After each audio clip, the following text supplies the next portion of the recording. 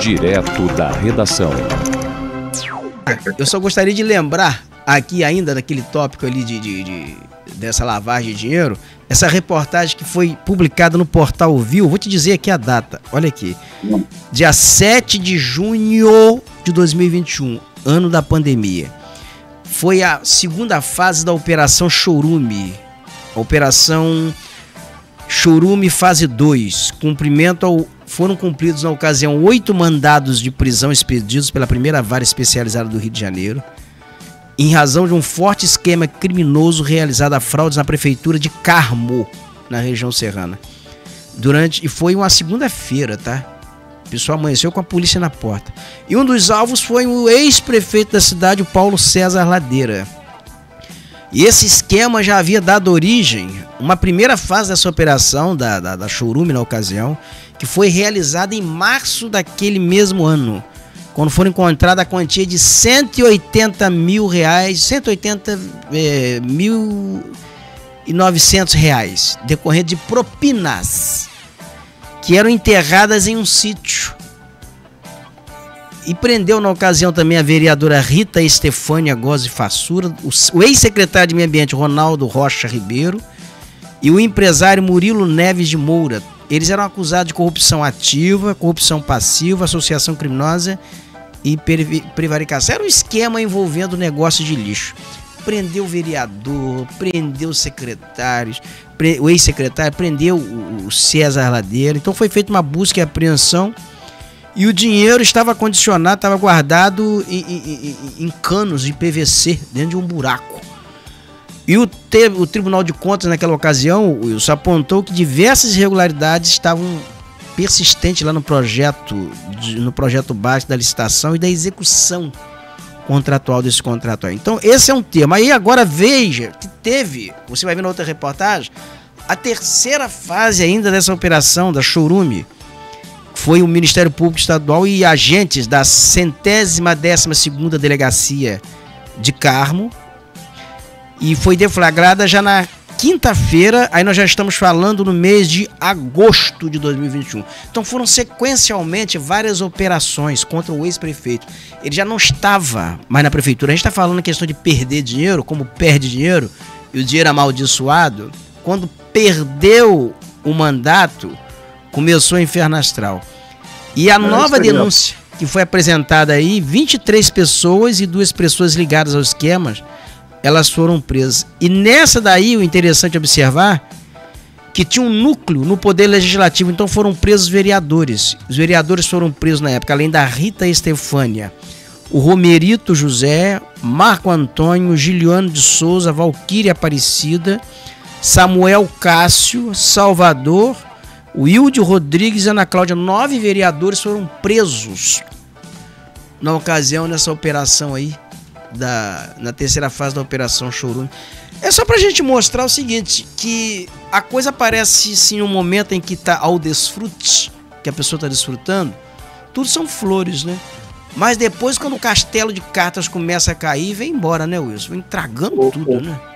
Roberto, o castelo de areia cai. E sabe o que acontece, Roberto? Em nosso país existe uma mentalidade que muitas vezes a pessoa se elege, ela tem um cargo público e ela acha que ela está blindada, né? E nada vai acontecer com ela e que ela tem aquele mandato, dá ela o direito de fazer o que ela quiser. Ou seja, de participar de esquema ilícito, de participar de lavagem de dinheiro, que ela vai comprar, vai fazer e acontecer. E o mandato está blindando aquela pessoa, o que é um erro, Roberto, né? Porque uma hora a casa cai, né? Essas pessoas hoje que detêm mandatos, isso aqui vai um alerta a todos os vereadores, prefeitos, deputados, enfim.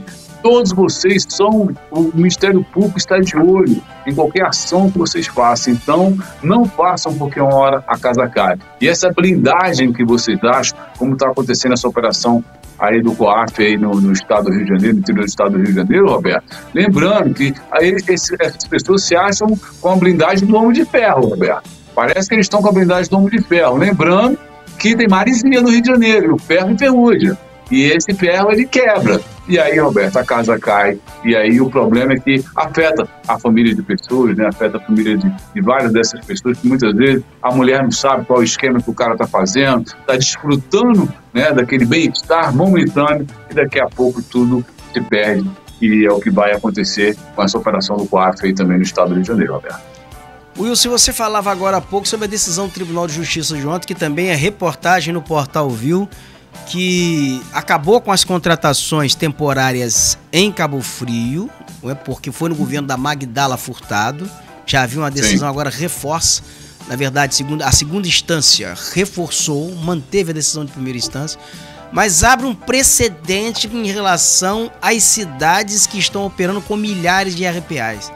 Estima-se que a cidade de Campos, por exemplo, na eleição do ano passado, tinha até 30 mil RPAs na folha de pagamento.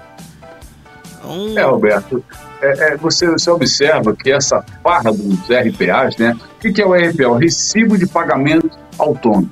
A pessoa ela não faz concurso, ela não faz nada, simplesmente ela é contratada, chega no final do mês, eu te pago, te dou um recibozinho aqui e tá tudo certo, entendeu? Antigamente isso era muito usado, aí teve uma repreensão do Ministério Público, Tribunal de Justiça, e isso deu uma parada. Mas agora, Roberto, por incrível que pareça, eu acho que todo mundo já esqueceu, né? Vamos voltar com os RPA. Isso são acordos políticos, Roberto. Porque as pessoas, durante suas campanhas, saem prometendo cargo para todo mundo, não, eu vou te dar um negocinho aqui, vou te dar, né? É o eleitor corrupto e o candidato corruptor, porque, vende o seu voto, mas eu vou te dar um carguinho, e aí começa essa farra dos RPAs, Roberto. E volto a falar, quem sofre? A população, porque o dinheiro investido numa folha de pagamento dessa, Roberto, é um absurdo. Né? Então, no caso de Cabo Frio, aconteceu, né, com o governo passado da Magdala, as contratos irregulares. Então, hoje, nós estamos ligando um alerta vermelho aqui para os municípios, para os prefeitos, principalmente para os prefeitos novos, né, Roberto? No caso de Cabo Frio, está do Dr. Serginho lá. E o que acontece? Essa fase dos RPAs, ela tem que parar. Porque a maneira correta, Roberto, de se contratar é através de concurso público. Isso é lei, isso tá forjado ali no TAC do município, que é o termo de ajuste de conduta. Então, essa parte vai acabar também. Ou, Roberto, como no passado, muitos parlamentares, muitos prefeitos, né, no caso, perderam seus mandatos, Roberto, porque isso não pode acontecer. Isso é irregular. RPA não pode ter mais. O que o prefeito pode fazer é uma licitação, contratar uma empresa terceirizada para determinadas atividades, que não seja atividade fim, que está previsto, né, constitucionalmente, e daí então essa empresa legalizada, essa empresa, ela estando apta por meio de licitação, ela contrata a mão de obra terceirizada, não é isso mesmo? E passa a executar determinadas tarefas, mas é um negócio dentro de um processo licitatório, as pessoas têm carteira assinada, tem tudo. Agora, RPA é recibo de pagamento autônomo, o cara nem sabe onde ele trabalha e só recebe. É um negócio assim, é um negócio completamente esdrúxulo. E o Tribunal de Contas do Estado do Rio de Janeiro, palavras do prefeito de Campos, Vladimir Garotinho, de alguns secretários, consentiu. Eu não sei que poder o Tribunal de Contas tem de consentir uma coisa dessa, porque é um órgão técnico, é um órgão consultivo, ele não tem poder de decisão. Mandar, olha, faça isso. Não, ele dá um parecer consultivo, né? Recomendação. Agora, daí, ele não é um tribunal de justiça. O que o Tribunal de Justiça decidiu agora aí tem força de lei, não é? Tem força. Olha qual. O tribunal é a decisão judicial. Cumpra-se. O que o Tribunal de Contas recomenda é um órgão consultivo. Mas passaram a utilizar, eles substituíram o Tribunal de Contas, trocaram o Judiciário pelo Tribunal de Contas. Eles ignoraram o Tribunal de Justiça do Rio e passaram a exercer suas atividades com base nos entendimentos com conselheiros substitutos do Tribunal de Contas, o que ainda é muito mais sério, né, Wilson? Gosto muito confuso. É o que eu estou te falando. As pessoas assumem o poder de prefeito da sua cidade, com os seus mandatos, e acham que pode tudo, Roberto. Então, eu vou lá, vou começar no Tribunal de Contas, fazer aqui, tá tudo comigo, tudo é um fechamento. Vamos lembrar um passado recente, Sérgio Cabral, ele tinha um Tribunal de Contas, ele achava que ele tinha o poder de tudo dentro da Polícia Federal, ninguém me toca.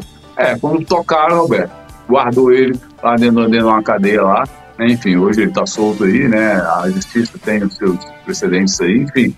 Mas, uma hora, Roberto, esse poder que eles acham que tem, eles não têm. e a justiça vai para cima deles. E aí é quando tudo acontece. Olha, depois não adianta chorar, Roberto. Não adianta chorar depois. Ô Wilson, no governo Sérgio Cabral, você viu a prisão de Sérgio Cabral, a prisão do Procurador-Geral de Justiça, de um promotor de justiça, o chefe da promotoria do Estado do Rio de Janeiro, dos conselheiros do Tribunal de Contas do Estado, do presidente do Tribunal de Contas do Estado naquelas operações. Então essa blindagem realmente que você está falando aí é uma blindagem é igual a estátua de Nabucodonosor, né? Tem a cabeça de ouro, peito de prata, aqui a parte abdominal de bronze, né? O tórax de bronze, a perna de ferro, mas o pé é de barro, né? Cai. De areia, né? De areia, cai. É terrível. Wilson, querido, nós estamos chegando aqui ao final do programa. Muitíssimo obrigado aqui pela sua participação nessa sexta-feira, muito esclarecedora essa entrevista aqui, que vai ficar disponível para o pessoal daqui a pouco compartilhar, vai compartilhar ao longo da semana, ao longo do dia. E essa história do COAF aí, digo uma coisa a você, tirou o sono hoje, você acabou com o final de semana de um monte de gente. Ô, Roberto, eu que agradeço sempre aqui a participação e eu quero me despedir hoje, Roberto. Amanhã é sábado, nós não vamos estar no ar e eu quero me despedir aqui. Essa semana minha mãe fez aniversário, né? Fez 83 anos de idade. Maravilha. E amanhã é o Dia Internacional da Mulher, Roberto. Então eu quero me despedir hoje, mandando um grande abraço a essas mães, a todas essas mulheres aí que estão nessa luta. O Dia Internacional da Mulher, Roberto, ele foi de uma iniciativa de um movimento que teve lá na Rússia, em 1917, né, que as mulheres se mobilizaram para poder ter melhores condições de vida, para poder ter melhores condições no trabalho, e esse movimento, ele chamou a atenção do mundo. E hoje nós temos o dia 8 de março como Dia Internacional da Mulher, promovido por essas mulheres que lá atrás lutaram, e que as nossas mulheres aqui no nosso Brasil, nossas mães, né, a mãe dos nossos filhos aí, que elas tenham, né, amanhã um dia sendo representado aí por a minha grande mãezinha, que é Nossa Senhora, Roberto, nossa mãezinha lá do céu, que proteja todas as mulheres, né, que no dia de amanhã seja um dia aí, e mais um dia de vitória para todas elas. Me despeço, meu amigo, mandando um beijo no teu coração. Desculpa incomodar o final de semana de algumas pessoas no interior do estado do Rio de Janeiro, mas